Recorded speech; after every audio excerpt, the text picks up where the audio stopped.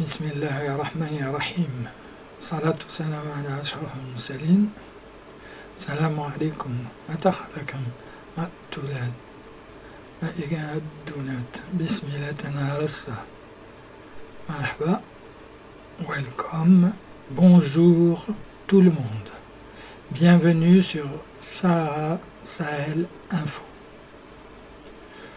En ce mois d'octobre, nous allons commémorer la guerre des sables qui fait suite au partage du Maghreb, du Sahara et du Sahel par l'ancien empire colonial français et qui a débuté en octobre 1963 et perdure jusqu'à nos jours. Nous traiterons cette guerre des sables en 12 points. Un rappel et des généralités. 2. Des Idrissites aux Saadiens. 3. Les premiers alaouites. 4. L'Algérie était marocaine et non pas ottomane. 5. Mohamed V et Farhat Abbas. 6. Les enfants de la saga al-Hamra et de Oued Dahab. 7. Le FLN, les bombes françaises et la bombe israélienne. 8. Du Sahara français à la spoliation algérienne. 9. La colonisation de la Tajakent, de la Saoura, du Touat, de l'Ahagar et des Adjers. 10. La colonisation militaire des Touaregs par l'Algérie. 11. Pillage et saccage du Sahara. 12. Dictature, corruption, faux otages, faux terrorisme, usurpation et nébuleuse d'Alger au Sahara et au Sahel. Bienvenue, merci de votre écoute.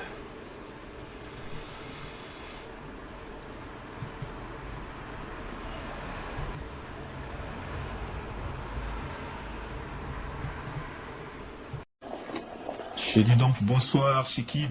Bonsoir. Tu es historien politique, c'est ça, c'est comme ça qu'on peut dire. Si on veut plutôt, oui, disons qu'on va travailler sur des questions de géopolitique. D'accord. Bon. Et historique en même temps. Hein. D'accord. Là, on a la France, on a l'Algérie et le Maroc.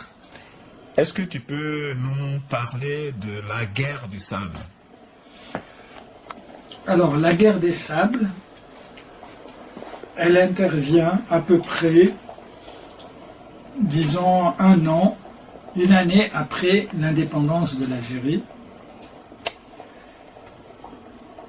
et 5 ans après l'indépendance du Maroc, puisque le Maroc était un des premiers pays africains avec l'Éthiopie à être indépendant, et d'ailleurs aussi à ne pas avoir été vraiment colonisé, puisque l'Éthiopie a eu juste un petit intermède là avec les Italiens qui ont essayé, mais ils ont échoué puisqu'ils ont perdu des grandes batailles en Éthiopie du temps de Mussolini. Mais sinon, c'était un des rares pays de toute l'Afrique à avoir toujours été indépendant.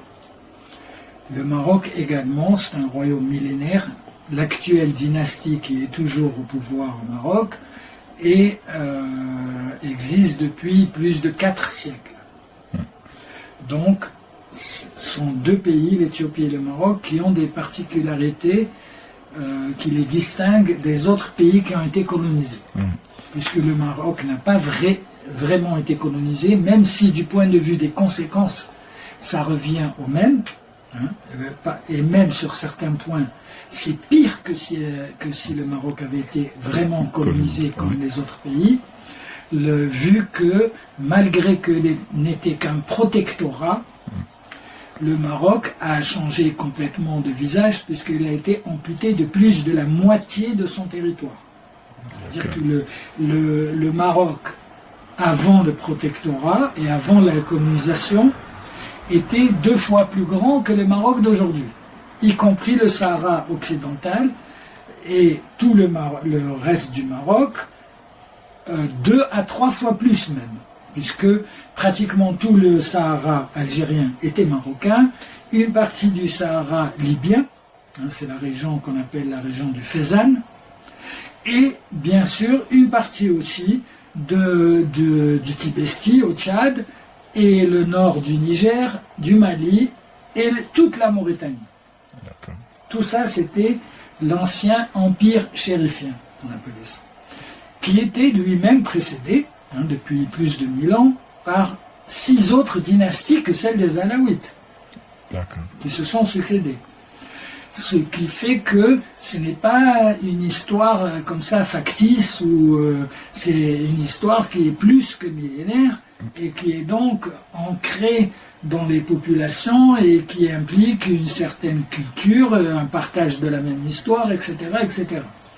Et qui est d'ailleurs, qui était au cours de l'histoire partagée avec les pays de l'Afrique subsaharienne. Parce que quand on voit par exemple des anciennes dynasties comme les Almoravides, en arabe les Mourabitoun, qui sont les Sanhaja, qui étaient largement implantés au Sénégal, mais aussi jusqu'au Ghana. Il y a plus de 1000 ans, il y a même 2000 ans, même à l'époque anté-islamique. Donc, tout ça nous remet dans un contexte qui a été complètement effacé par la colonisation. Vu que le Maroc se retrouve d'abord, tout au début, il faut bien tenir compte du fait qu'il a été colonisé par plusieurs puissances coloniales. D'abord sur le littoral, par des comptoirs commerciaux et portuaires, ou maritimes, portugais et espagnols, comme Mogador, Mazagan et d'autres villes du littoral, et Ceuta aussi. C'est pour ça que Ceuta est toujours espagnol, mais ça date de plusieurs siècles. Ça date des siècles où il y avait la traite, entre autres, où il y avait entre autres la traite des esclaves triangulaires, qui faisait que également dans le reste de l'Afrique, le colonisateur se contentait d'avoir des enclaves portuaires sur les côtes, le littoral de l'Afrique, mais il n'avait jamais pénétré à l'intérieur. La pénétration intérieure de l'Afrique, elle date de la fin du 19e siècle. Et donc, à la fin du 19e siècle, au début du 20e, pour le cas du Maroc, le Maroc, à partir de 1912, est considéré comme un protectorat français, mais il a une partie nord qui est colonisée par l'Espagne, c'est la région du Rif, et il a une partie sud qui est colonisée aussi par l'Espagne, qu'on a appelé le Sahara occidental, qui est marocain. En fait, après, quand il y a eu les décolonisations, l'Espagne s'est retirée du Rif, du nord du Maroc, mais elle ne s'est pas retirée du sud du Maroc, c'est-à-dire le Sahara occidental. Et la France a donné une indépendance au Maroc, à la fin de ce protectorat, sur la partie qui était française et sur le Rif qui était espagnol au nord du Maroc, mais pas sur le Sahara occidental, sur le sud du Maroc. Pourquoi? Parce qu'il était toujours colonisé et occupé par l'Espagne. Après l'indépendance du Maroc, de la partie du Maroc qui était à qui l'ancien empire français a attribué l'indépendance. Donc ce n'est pas son vrai Maroc, ce n'est pas le vrai Maroc. Et tout le Sahara qui était à l'est de l'actuel Maroc, c'est-à-dire le Touat, la Saoura, le Touat, l'Atlas saharien, le Hogar, le Tassili Najer, le Fezzan en Libye, et tout le reste, l'Azawad au Mali, la Mauritanie en entier, et la région de l'Aïr et du Tamesna au Niger. Et en partie le Tibesti et l'Enedi. Donc toutes ces régions-là faisaient partie de l'empire chérifien. Donc le Maroc que l'on voit sur les cartes aujourd'hui n'a rien à voir avec ce Maroc ancestral et millénaire. Et dans lequel d'ailleurs il n'y avait pas de frontières fixes et des frontières qui établissent des séparations entre les gens, entre les peuples, entre les cultures et entre les civilisations, comme le font les frontières modernes. Il n'y avait pas de frontières comme dans tous les autres empires africains ou royaumes africains. Il n'y avait pas de frontières fixes délimitées territorialement. Pourquoi? Parce que ces espaces ou ces entités étaient plus culturelles et historiques que territoriales, vu qu'elles pouvaient d'ailleurs changer, hein, et les zones de contact entre les différents royaumes et empires africains d'autrefois étaient plus des zones de communication et d'échange que des zones de séparation comme des murs, puisque les frontières coloniales, dans la conception des frontières modernes, actuelles, c'est comme des murs. Elles sont considérées comme des murs. C'est des murs. Voilà, ce sont des murs. Et particulièrement pour les Africains qui justement n'ont jamais adopté cet instrument de séparation à la fois des peuples, du commerce, de l'économie, etc., entre les différentes régions africaines. Hein. Donc c'est vraiment des murs. Et c'est ressenti comme tel. Hein. Et d'ailleurs, les Africains eux-mêmes, et certainement jusqu'à aujourd'hui, en tout cas au moins jusque dans les années 90, ça c'est certain, je l'ai vu de mes propres yeux, les Africains par exemple qui habitent au Burkina, au Burkina Faso, ils rentrent à pied au Togo ou au Niger ou au Mali, voilà, d'une manière tout à fait naturelle, sans passeport, sans rien du tout. Il n'y a même pas d'ailleurs de poste frontalier. Et donc, voilà, les gens circulent et les gens et leurs biens. C'est-à-dire, quand il s'agit de pasteurs ou d'éleveurs, leurs biens, ce sont des troupeaux, donc ils vont et viennent d'un côté ou de l'autre, du Burkina ou du Niger, ou du Nigeria ou du Bénin, etc., librement, sans passeport, sans rien du tout. Pourquoi? Parce que leurs ancêtres ont fait ça depuis des millénaires. Et tout d'un coup, au XXe siècle, on leur impose cette conception de la frontière, une conception mûre. Comme l'a dit Joseph Kizerbo, un des grands historiens africains, qui est quasiment contemporain, puisqu'il n'y a pas si longtemps que ça qu'il est décédé, et dont l'université de Ouagadougou porte le nom. C'est Joseph Kizerbo. Et lui, il a, en étudiant cette question des frontières coloniales, il a parlé de vivisection de l'Afrique. Vous voyez, donc la vivisection, c'est opérer des découpages au scalpel sur des cadavres et les couper en morceaux. C'est ça qu'ont fait les empires coloniaux quand ils se sont retirés et ont donné les indépendances aux Africains sur le cadavre de l'Afrique. Sur le cadavre colonial de l'Afrique, on a pratiqué une autopsie en le découpant en morceaux, ce que Kizerbo a appelé la vivisection de l'Afrique. Et là, pour ça, il a tout à fait raison.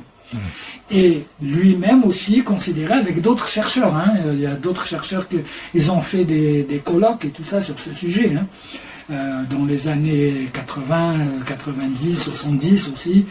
Et donc, il y avait une certaine unanimité, au moins chez les intellectuels et universitaires africains, pour considérer que la frontière coloniale est un mur.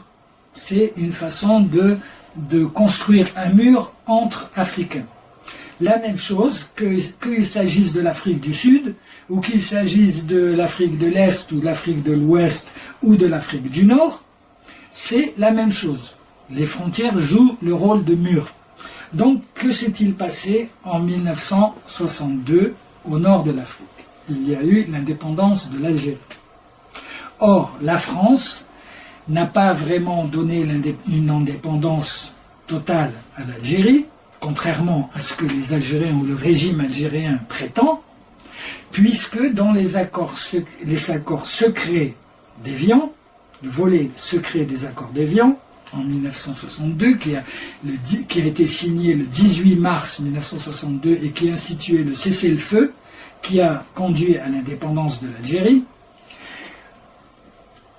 les territoires du Sahara étaient des territoires militaires. L'Algérie n'était l'Algérie française, et elle n'a été que française à ce moment-là, en 1962, puisqu'elle n'existait pas quand le colonisateur français est arrivé sur ces terres. C'était l'Afrique du Nord central, méditerranéenne, sur le littoral, et pas tout le littoral, sur certains points de ce littoral, comme Alger, Délice, Mostaganem, Oran à une certaine période, mais pas toujours, puisque Oran était sous domination ottomane et aussi sous domination espagnole, à plusieurs reprises, il y a eu des changements, et l'Empire ottoman qui a été présent sur le littoral méditerranéen algérien n'était présent que sur ces points du littoral, pas à l'intérieur des terres. À l'intérieur des terres, ils se sont avancés que sur quelques points au bout de 2 siècles et demi. Sinon, c'est seulement la maîtrise de la Méditerranée qui les intéressait, dans le cadre de ce qu'on appelait la course, c'est-à-dire la guerre des pirates entre les vaisseaux barbaresques, donc ottomans, et les vaisseaux de l'Empire français, l'Empire britannique et d'autres vaisseaux, même américains, qui venaient s'aventurer dans la mer Méditerranée pour faire du commerce ou autre. Et donc la France a créé cette Algérie avec le département d'Alger, Oran et Constantine, créé en 1848 au journal officiel français. Avant ça, l'Algérie n'existait pas. Non, non. D'accord. Et jusqu'en 1959, c'est seulement en 1959 que la France, dans un nouveau décret de dernière minute, alors que les négociations étaient déjà engagées avec les indépendantistes du FLN, etc., elle a créé, par décret, paru au journal officiel français aussi, elle a créé 2 nouveaux départements dans le Sahara. Le département des Oasis, c'est l'est du Sahara, de Biskra jusqu'à Tamanrasset, et le département de la Saoura, qui est tout l'ouest du Sahara que vous voyez aujourd'hui dans la carte de l'Algérie, qui lui aussi était marocain, qu'ils ont appelé, dans un décret de 1959, exactement de décembre 1958. Si je me rappelle bien, le 30 ou 31 décembre, la fin de décembre 1958, c'est pour ça qu'on dit 1959. Ce département s'appelait le département de la Saoura. Donc il y a eu 2 départements. À partir de quoi ils ont été créés? À partir du territoire militaire du Sahara. C'est-à-dire tout le Sahara, au sud d'Alger, à partir de 250 km selon les endroits, environ une bande littorale de 200 km qui était l'Algérie française. Au-dessous, au sud de cette ligne, tous les territoires sahariens et pré-sahariens étaient des territoires militaires, c'est-à-dire gouvernés, gérés par l'armée française, parce qu'ils n'étaient pas encore colonisés, et ils n'étaient pas encore totalement pacifiés. Y compris, alors dans ces territoires, il n'y a pas que l'Algérie, il y avait y compris le Sahara à l'ouest, c'est-à-dire l'actuelle Mauritanie, et il y avait tout le Sahara qui se trouve dans les pays du Sahel, jusqu'au nord du Tchad et le sud de la Libye. Donc, tout ça, c'était territoire militaire français, jusque dans les années, jusqu'à la fin des années 50. Et pourquoi je dis tout ça? Ça a son importance, parce que pourquoi la France les a gardés comme territoire militaire jusque pratiquement les indépendances, et même jusque après certaines indépendances, puisque tous les États, à 1 ou 2 ou 5 années près, ont eu leur indépendance avant l'Algérie. Le Mali était indépendant avant l'Algérie, etc. Et la Mauritanie aussi, le Maroc aussi, etc. Et donc, en 1962, on a une situation dans laquelle la France négocie une indépendance avec les gens du FLN, mais en ce qui concerne la bande du littoral de la Méditerranée. Mais en ce qui concerne le Sahara, comme c'était un territoire militaire, elle s'est pressée tout d'un coup, un siècle après les 3 autres départements en 1848, elle s'est pressée de leur donner le statut de 2 nouveaux départements français. En 1959, on peut dire que ça faisait partie de l'Algérie française. Mais ces territoires étaient surtout pour la France le lieu où on expérimentait les armes spéciales. C'est pour ça qu'il avait un statut administratif spécial lui aussi, c'est-à-dire d'être un territoire militaire. C'est l'armée qui administrait tous ces territoires, y compris le nord du Mali, le nord du Niger, etc. Donc, en 62, il y a déjà eu l'indépendance d'un pseudo-Maroc, qui ne correspond pas au Maroc antérieur à la colonisation. Il y a déjà eu une indépendance en 1958 de la Mauritanie, qui est un pays qui n'a jamais existé avant. Et il y avait déjà l'indépendance du Mali et du Niger, qui sont antérieures à celle de l'Algérie. Donc voilà, on est dans cette configuration dans toute la zone sahélo-saharienne et méditerranéenne de l'Afrique du Nord. Oui, voilà. Et donc la France tient à garder ses bases d'armes spéciales. Les armes spéciales, c'est les armes biologiques, chimiques, qui existaient depuis 1929 dans le Sahara, à la région de Bédouin-Namous, la région de Figuig et de Beni Ounif, au nord de Béchar, et les bases d'armes bactériologiques, les bases spatiales et de balistiques, qui sont au sud de Béchar, à 120 km, et ces bases, on va leur donner le nom de Hamagir, qui est un nom inventé par la France, à partir du mot Hamada, qui veut dire plateau pierreux dans le désert. Et effectivement, il y avait une Hamada dans cette région.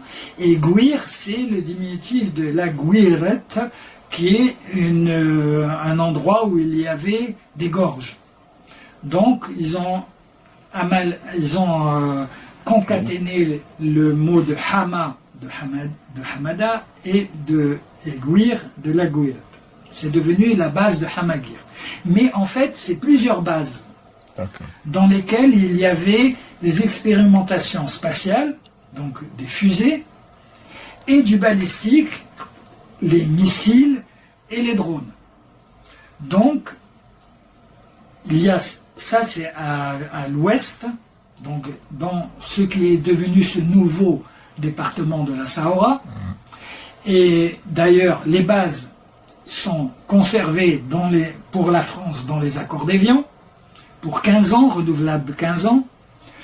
Et il y a les 2 grandes bases d'essais nucléaires, donc la base atomique de Reagan, où il y aura les 4 premières bombes atomiques, et la base de Hinecker. Donc dans cette configuration, dans les accords d'Évian, il est prévu que ce Sahara sera attribué à l'Algérie. Pourquoi? Parce que l'Algérie, dans les accords, dans le volet secret des accords d'Évian, signé le 18 octobre 1962, l'Algérie ou le FLN reconnaît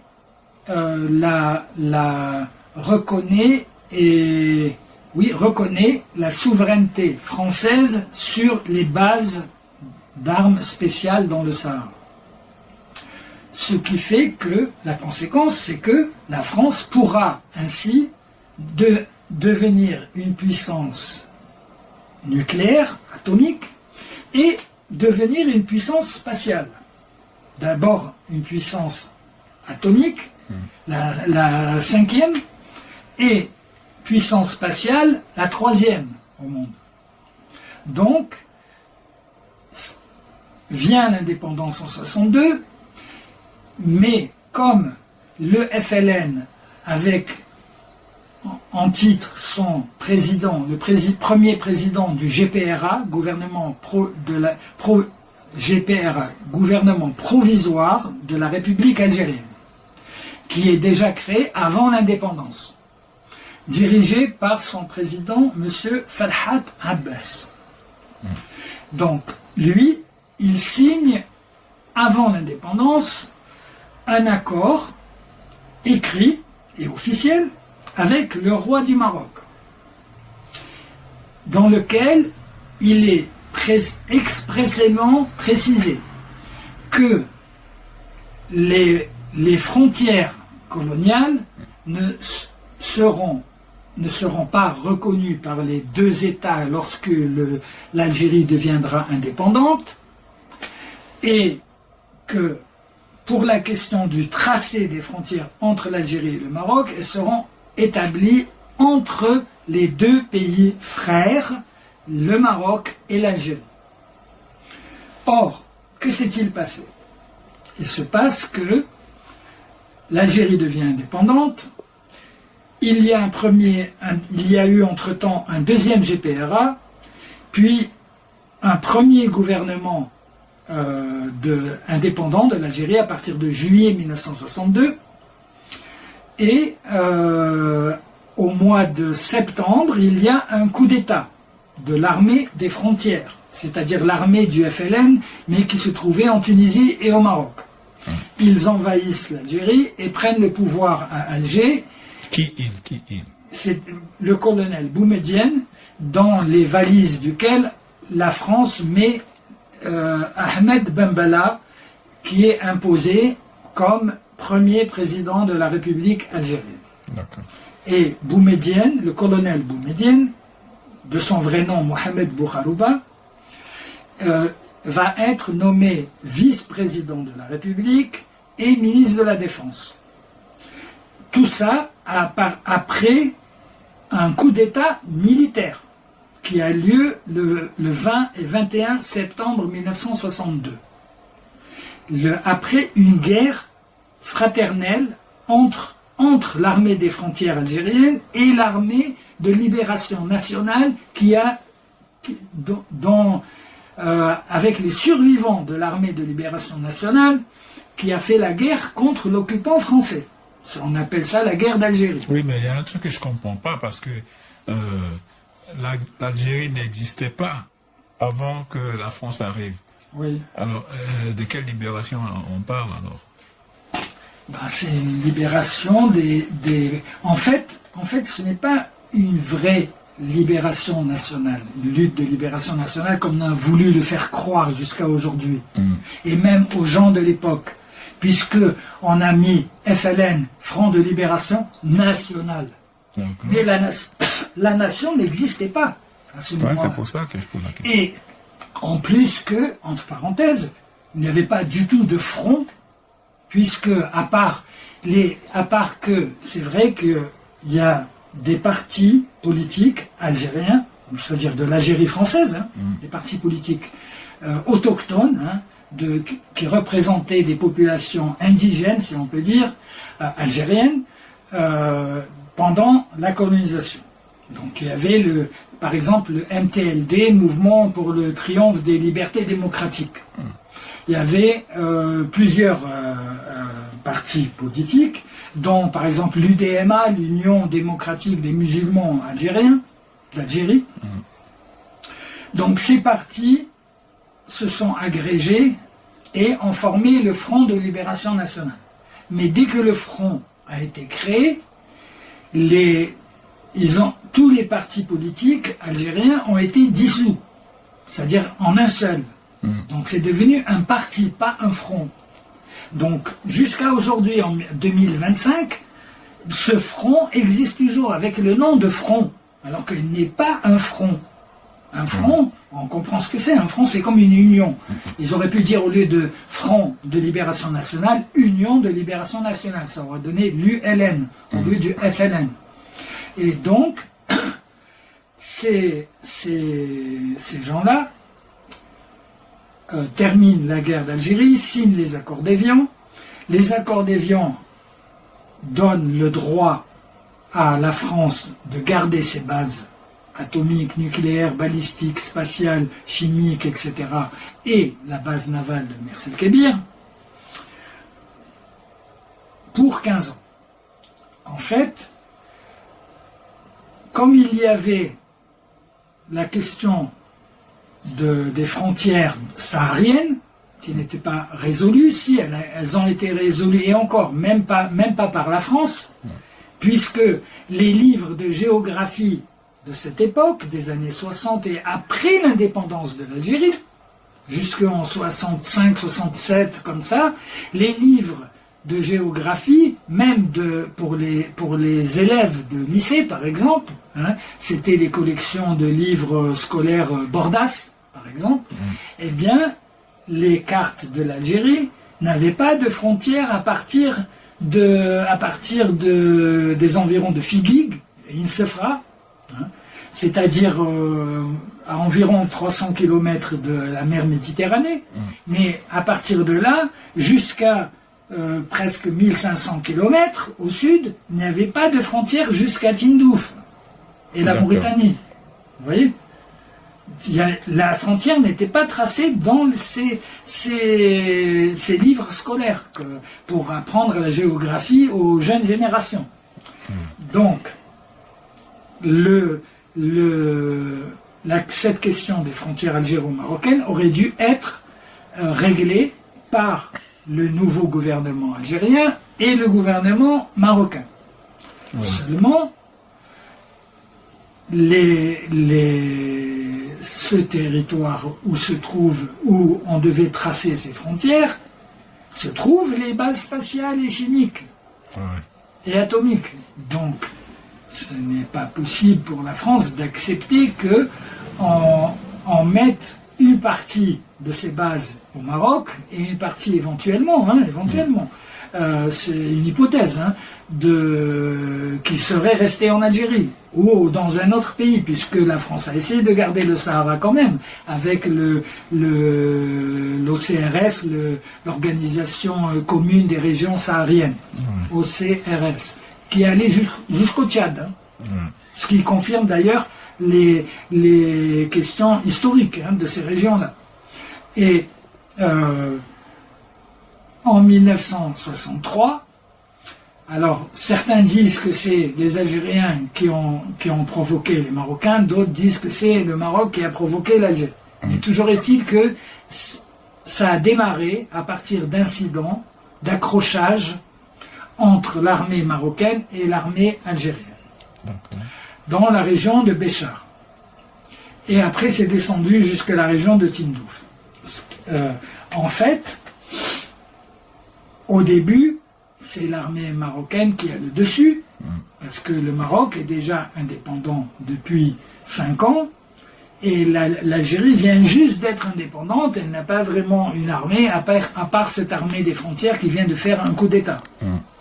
Donc, ils ne sont pas encore structurés, et une partie de l'armée de Boumedienne, qui s'est installée à Alger, qui a pris l'Algérie, est occupée aussi par une autre guerre, encore une autre guerre interne à l'Algérie du Nord, hein, avec la Kabylie, puisque l'armée de libération nationale de Kabylie a refusé de reconnaître le régime de Boumedienne qui a pris Alger. D'accord. Donc il y a encore une autre guerre là. Mais ça finira jamais, cette guerre des sables. Alors, nous sommes en 2025. Oui.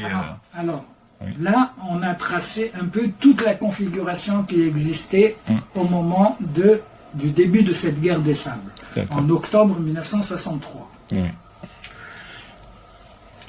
Alors, qu'est-ce qui s'est passé? Il s'est passé que l'armée marocaine allait avoir le dessus, puisqu'elle était déjà mieux organisée et mieux équipée que l'armée algérienne qui vient de naître, en vérité. Oui. Et que s'est-il passé? Eh bien, l'armée algérienne a reçu le soutien de l'armée française. Sous quelle forme? Elle l'a reçu sous la forme d'intervention de l'aviation française qui a bombardé des éléments de l'armée marocaine dans la région de Béchar et de Figuig. Ce qui a bien sûr provoqué un élément de supériorité en faveur de l'armée algérienne, puisque l'armée marocaine n'est pas intervenue avec l'aviation militaire. Et que, en plus, le Maroc n'intervenait pas d'une manière belliqueuse contre l'Algérie, mais d'une manière de montrer qu'elle voulait récupérer ses territoires. Ce n'est pas une guerre d'agression. Mais par contre, pour la France, ce n'était pas possible d'accepter, puisque dans ces territoires même, il y a la base de Hamadir, etc. Vous voyez? Donc quand on voit les choses de cette façon-là, on comprend mieux pourquoi cette guerre des sables. Alors elle a un peu perduré.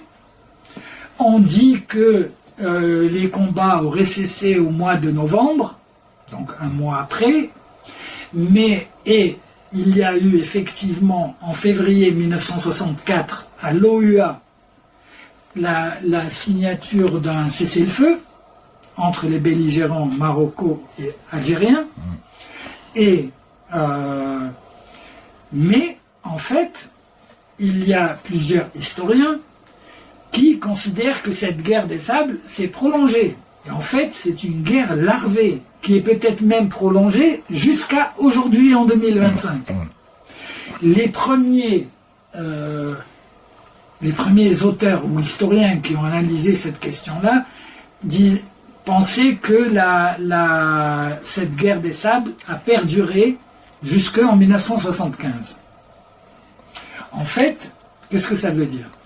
Ça veut dire que en 1975, on a la création du Front Polisario, qui est créé à partir du retrait de l'Espagne des territoires du Sahara espagnol, qui était marocain.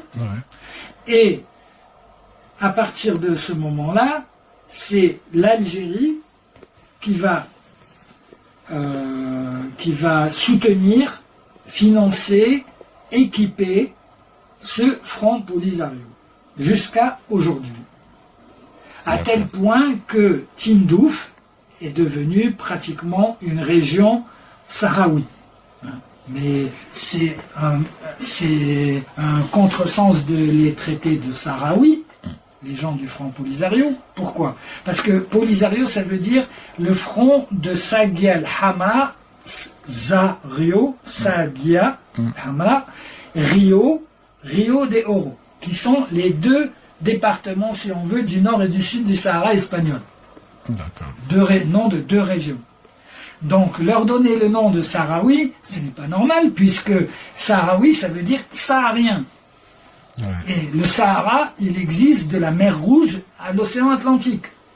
Tous les gens qui habitent dans cette région-là, à la fois sahélo-saharienne, peuvent revendiquer le titre de saharien. Parce que ça correspond à une région naturelle. de l'Afrique, qui est une région aride ou semi-aride, désertique. D'accord. Donc, ce n'est pas les gens de Sahara occidental ou ex-Sahara espagnol, de deux petites régions. C'est des petites régions. Les deux ensemble, elles ont 800 km de longueur le long de l'océan Atlantique et elles ont pas plus de 250 à 300 km de large. Donc, pour un Saharien de l'Atlantique à la mer Rouge, c'est un tout petit mouchoir de poche. Ouais. Ce petit mouchoir de poche, il a le droit de se revendiquer saharien, mais il n'a pas le droit de revendiquer le Sahara. Non. Vous voyez, le Sahara, c'est de la mer Rouge à l'Atlantique. Et c'est la nature qui a fait ça, puisque ça correspond à une zone climatique et une zone avec toute une histoire, voilà, qui est forcément imprégnée de ses caractéristiques naturelles. Ok. Alors, pourquoi je dis tout ça? C'est parce qu'à partir de 1975, des combats auront lieu, sporadiques ou irréguliers, ou réguliers selon les périodes, jusqu'à aujourd'hui, entre ce Polisario et l'armée marocaine, et même aussi avec l'armée mauritanienne, selon les périodes. Ce qui fait que, en réalité, cette guerre des sables est une guerre larvée qui existe toujours jusqu'à aujourd'hui. Tant que tant que le Maroc ne recouvre pas sa souveraineté sur le Sahara occidental, c'est-à-dire de l'Ouest, l'ex-Sahara espagnol, complètement, mais aussi tant qu'elle ne recouvrera pas sa souveraineté sur le Sahara pour un Marocain appelé Sahara oriental. Ok. Nous, on va arrêter maintenant pour dire que cette guerre-là, des sables, elle perdure encore. Qu'elle n'est pas finie. Non, elle n'est pas finie. Donc, Pourquoi elle n'est pas finie? Parce que, au départ, l'Algérie fait ça pour, avec l'approbation de la France, parce que la France ne tient pas à ce que ces bases d'armes spéciales se retrouvent en territoire marocain. Pourquoi? La principale raison est que parce qu'il y a une doctrine marocaine dans ce sens-là, qui a été inaugurée par le roi Mohamed V, déjà quand il était sultan avant l'indépendance du Maroc, à partir de 1956, même un peu avant, 54, il s'est opposé aux essais nucléaires en raison de leur impact sur les populations du Sahara. Ce impact qui d'ailleurs va durer au moins 24 000 ans pour ces gens-là, qui ont des malformations de naissance, qui ont des cancers, etc., etc. Énormément d'impact. Et pas que eux, y compris les habitants de l'Afrique de l'Ouest, y compris les habitants de l'Afrique du Nord et du Sud de l'Europe. Donc, le roi Mohamed V s'était opposé. C'est pour ça que la France n'a pas rendu le Sahara au Maroc. Puisqu'elle avait déjà installé ses bases, elle va pas les fermer avant d'être une puissance nucléaire. Elle n'a pas installé tout ça à coût de milliards de francs lourds à l'époque, pour que tout d'un coup, elle ferme tout et elle donne tout ça au Maroc. Alors qu'elle était chez lui. Les bases sont situées sur des territoires historiquement marocains. Ok, on va conclure maintenant pour dire que cette guerre existe encore et encore. Alors pourquoi elle existe encore? Parce qu'en fait, c'est la question du Sahara occidental est un arbre qui cache la forêt. Là, pourquoi? Parce que l'Algérie, en soutenant le Polisario, pour ne pas dire en le créant de toutes pièces ou en le manipulant, parce que le premier fondateur de ce Polisario a été assassiné, et qui jouissait quand même d'une certaine popularité, et El Wali s'appelle, et après, à partir de sa mort, tous les dirigeants du Polisario ne sont que on pourrait dire, des valets ou des sous-fifres du régime militaire d'Alger. Et ils sont entièrement dépendants de ce régime militaire, aussi, y compris même pour leur nourriture de tous les jours. Les bases, par exemple, dans la Hamada, il y avait à 300 km de Tindouf, en plein désert, dans une zone où il n'y a même pas d'eau ou des puits, etc.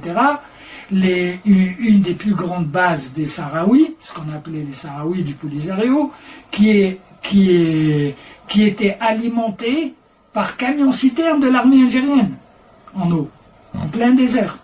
Et n'ont pas où aller après, s'ils sortent c'est parce que c'est des régions ultra-désertiques. C'est pas semi-désertique. Hein. Et donc,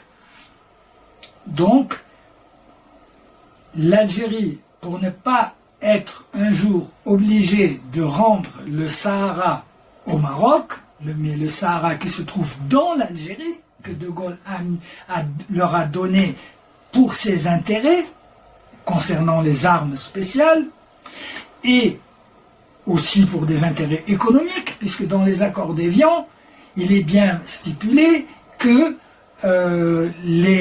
la France ayant découvert en 1956 des gisements immenses de pétrole et de gaz dans ce qui va devenir le Sahara algérien, et qu'elle a commencé l'exploitation en 1958, juste avant que ces territoires soient transformés en départements français, de l'Algérie française.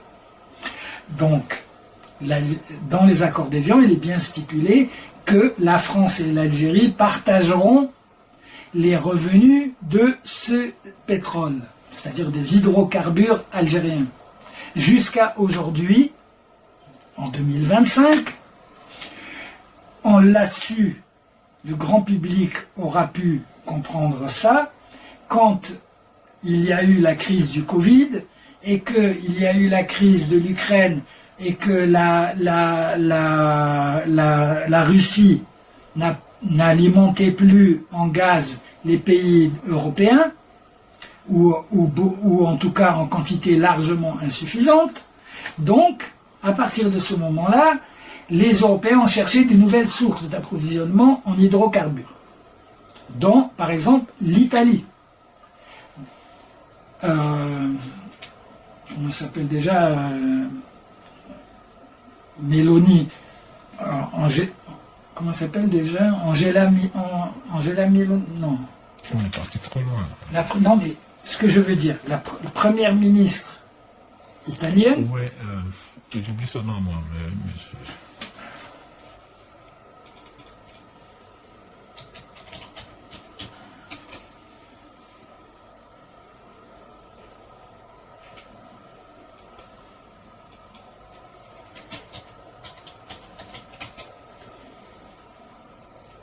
Giorgia Meloni. Voilà. Donc, je ne sais pas pourquoi à chaque fois j'oublie son prénom. Donc, pourquoi, après le Covid et après la crise entre l'Europe et l'URSS à cause de l'Ukraine, par exemple, l'Italie a cherché de nouvelles sources d'approvisionnement en gaz naturel, donc elle s'est adressée à l'Algérie.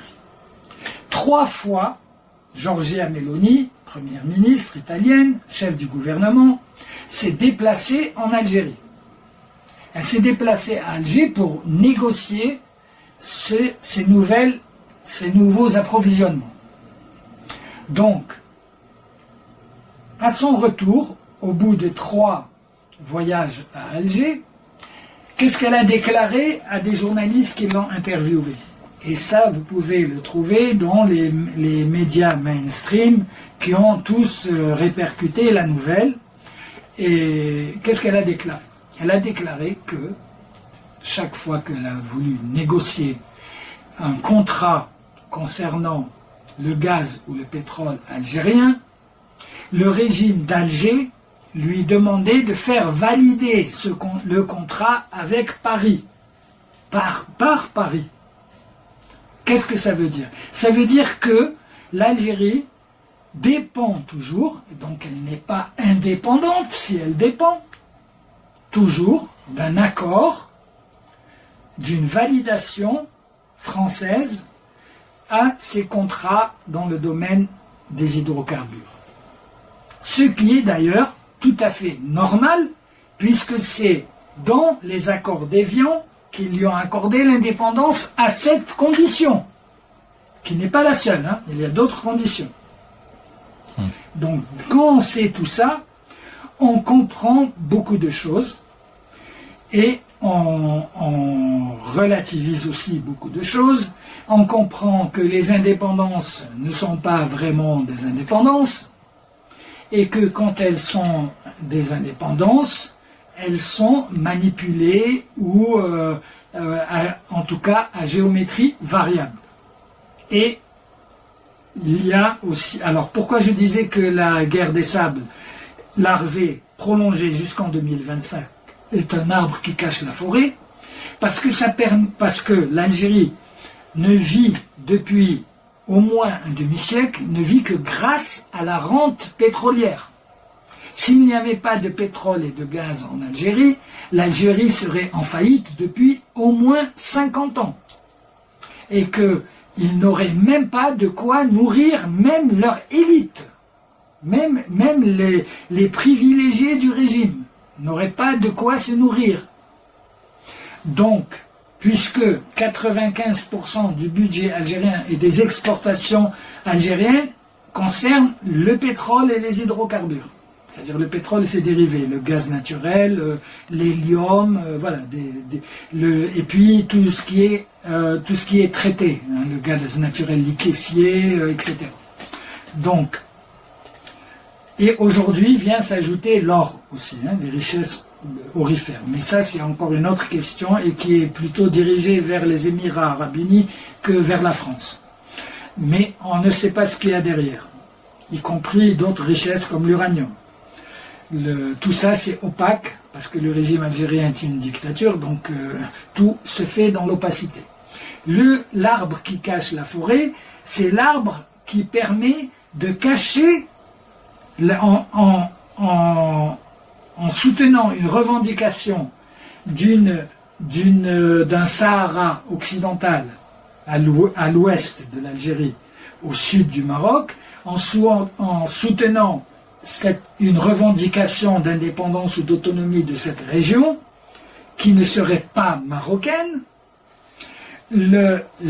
l'Algérie permet de cacher au monde entier le fait qu'elle a usurpé 80% de son territoire, qui lui a été donné par la France d'une manière autoritaire, de rechef, hein, en tant que puissance coloniale qui lui attribue une indépendance, même s'il y a eu la guerre d'Algérie, etc., mais tout ça ne concerne que la bande de littoral de la Méditerranée de 200 km de large et de 1300 km de longueur, mais pas 2 millions de kilomètres carrés de Sahara, sur 2 millions et demi de kilomètres carrés que représente toute l'Algérie, telle qu'on la voit sur toutes les cartes dans le monde entier. Et, entre guillemets, internationalement reconnue.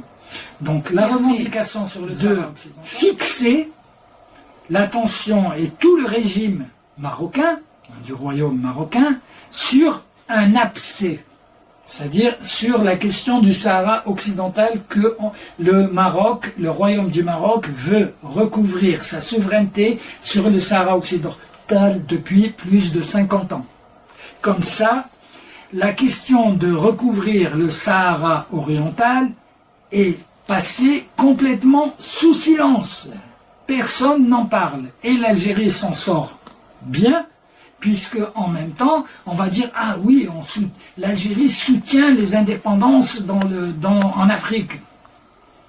Alors que c'est une indépendance, s'il y avait un Sahara occidental, ça serait une indépendance aussi factice que celle de 80% du territoire algérien. Voilà, c'est pour cette raison que l'Algérie fait perdurer cette guerre larvée des sables entre l'Algérie et le Maroc, et qu'elle ne lâche pas le morceau. Parce que si on enlève l'arbre, tout d'un coup on va découvrir la forêt d'un grand Sahara à 80% de l'Algérie, qui n'est pas algérien, qui est lui-même marocain. Et on atteste toutes les recherches sociologiques, anthropologiques, historiques, économiques, etc., qu'on pourra faire entre 1900 et l'an 700 ou l'an 600 ou l'an 1000, ou voilà, en arrière, jusque dans l'Antiquité. Ok, merci beaucoup. Donc, c'est la guerre des sables. Et elle porte bien son nom en tant que guerre des sables, puisque en fait, c'est une espèce d'enfumade, une espèce d'ensablement, où les puissances régionales qui se font cette guerre larvée sont ensablées. Eux-mêmes, ils sont ensablés. La France est ensablée aussi, parce qu'elle peut plus intervenir comme autrefois quand elle était une puissance coloniale. Les autres ne peuvent pas intervenir non plus directement, voilà. Et l'Algérie est une dictature, donc on peut pas vraiment bien discuter avec un régime dictatorial, etc. Et toute la géopolitique de toute la sous-région, y compris Niger, Mali, le Sahel, dépendent aussi de cette configuration. Ce n'est pas par hasard que la France a tracé des frontières pour l'Algérie quand on sait qu'entre Alger et Ingezem, au sud de Tamanrasset, c'est-à-dire les deux extrêmes nord et sud, quand on est à Alger, sur le bord de la Méditerranée, on est à 800 km de la France. Donc on est juste à côté. Mais quand on est à Ingezem, on est juste à côté de Cotonou ou de Porto Novo, sur le littoral atlantique africain. Ce qui fait qu'il y a moins de distance entre Ingezem et Porto Novo, capitale, ou Cotonou, capitale du Bénin, que entre Ingezem et Alger. Il y a environ dans les 1500 km maximum entre Ingezem et Cotonou, et il y en a environ dans les 2500 entre Ingezem et Alger. Donc, ça permettait à la France de garder, par l'intermédiaire d'une Algérie plus ou moins complice, pour ne pas dire plus que moins, ça lui permettait de garder une profondeur stratégique sur l'intérieur de l'Afrique. Puisque Ingezem se trouve en plein, elle est plus près de Zinder, plus près du Tchad, plus près de N'Djamena, plus près de Ouagadougou, plus près de toutes ces capitales qui sont dans le Sahel, que d'Alger, ou que de France. Donc on appelle ça une profondeur stratégique, qui n'a pas été mis en place pour les beaux yeux des Algériens. C'était pour les beaux yeux de la France. Que la France, à Ingezem, elle est juste à côté, elle voit tout ce qui se passe. Elle est pratiquement partie prenante. Donc, dans le fait même que l'Algérie ait accepté ses frontières, c'est qu'elle a accepté la stratégie de l'ancien empire français. En plus de la question des armes spéciales et des bombes atomiques, etc. Et des richesses du sous-sol, du pétrole. Voilà. Là, on peut revisiter l'Afrique du Nord et l'Afrique du Sahel, et même de l'Ouest. On peut le revisiter avec un regard nouveau, qui n'est pas enfumé par quelques enfumades ou quelques ensablements dans les sables du désert. Ok. Merci. Merci. On dit que l'Algérie n'est pas libre. Et donc cette guerre, elle ne finira pas, la guerre des sables, encore. Merci beaucoup. Il faut tenir compte aussi de l'endoctrinement des Algériens, qui ont le cerveau lavé. Oui, c'est pour ça qu'on dit. Et il y en a beaucoup même qui pensent que l'Algérie est un État issu de révolution. Non. Maintenant, on a tout compris. Merci beaucoup. De rien.